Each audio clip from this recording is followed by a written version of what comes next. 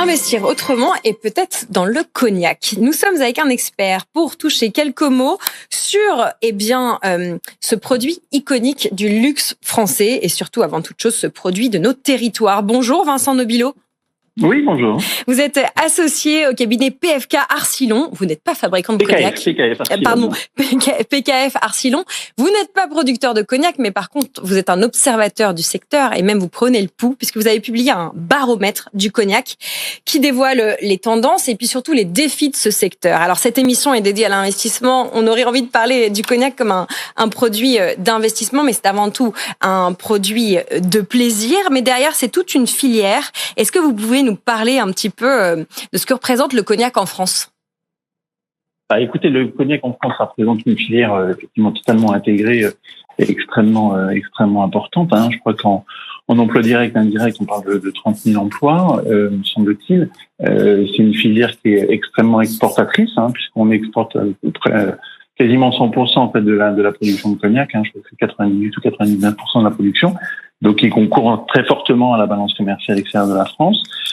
Et dans tous les pays du monde, et ça permet également d'illustrer en fait le savoir-faire français à travers en fait cette eau de vie qui est considérée, alors je suis un peu chauvin évidemment, mais considérée comme la meilleure eau de vie du monde, qui a plus de 300 ans d'histoire et qui repose encore aujourd'hui sur des entreprises très artisanales, sur une AOC en fait qui a été mise en place il y a déjà pratiquement un siècle, avec des cahiers des charges et un process de fabrication extrêmement précis.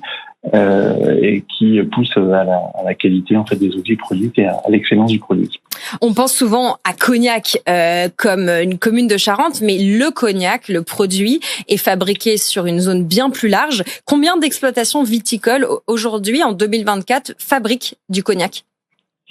Alors, on a à peu près participe à la fabrication. Le marché est organisé en fait. Il y a deux grands acteurs en fait sur ce marché. Il y a les négociants de cognac. C'est essentiellement en fait 4 grandes maisons qui doivent représenter plus de 85% en fait des ventes. Donc qui sont là pour commercialiser en fait le cognac. Et on a de l'autre côté en fait l'ensemble de la viticulture, donc des viticulteurs. Ils ont entre 10, 100 ou 150 hectares en fait de vignes, parce qu'il faut faire du vin pour produire du cognac. Et eux produisent en fait cette eau de vie qui est après vendue en fait aux négociants et qu'ils commercialisent en fait dans l'ensemble du territoire. Donc on a effectivement un certain nombre. Je pense qu'on doit avoir 100-150 négociants. Mais enfin, les 4 plus grands qu'on connaît tous, MC, Martel, Rémy Martin, qui sont les 3 plus grandes, donc doivent à peu près truster en fait la très grande majorité en fait des ventes. Et de l'autre côté, en fait, on a une viticulture qui est encore assez morcelée, même si elle se professionnalise et elle grandit en fait par taille. Mais on doit avoir à peu près 4000 exploitations, 4 ou 500 ou 5000 exploitations viticoles.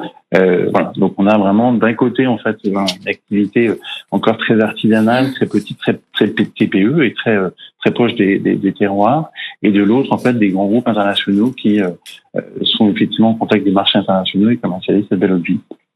Le cognac a connu une très belle récolte en 2023, la meilleure récolte depuis 30 ans. On a l'impression que ce marché se porte bien. À lire certains de ces chiffres, vous nous parlez de 100% d'export, et pourtant le premier marché du cognac, c'est les États-Unis.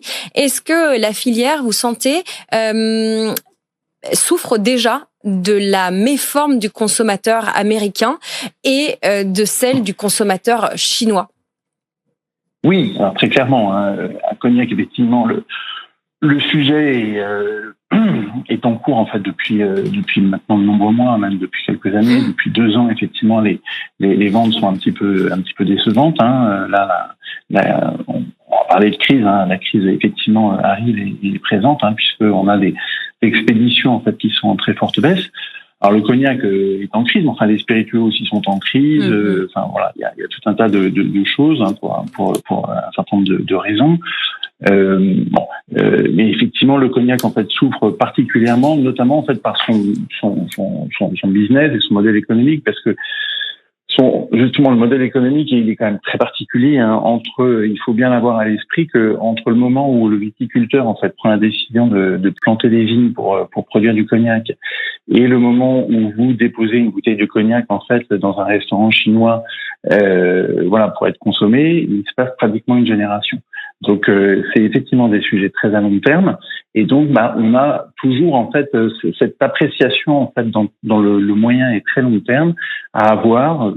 Quelles sont les perspectives de vente effectivement à très long terme à avoir pour qu'on puisse en tirer les conséquences en termes de production.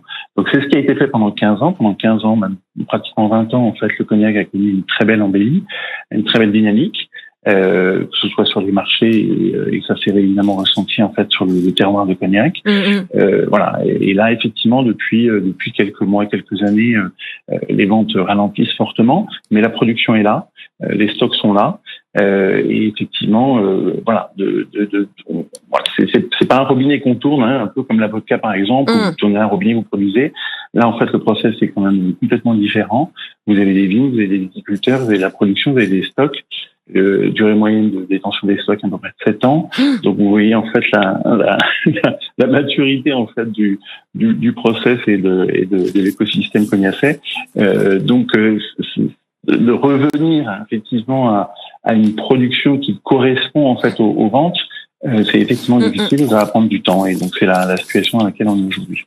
Merci beaucoup Vincent Nobilo, associé chez PKF Arcillon, d'avoir été avec nous pour prendre le pouls de cette filière.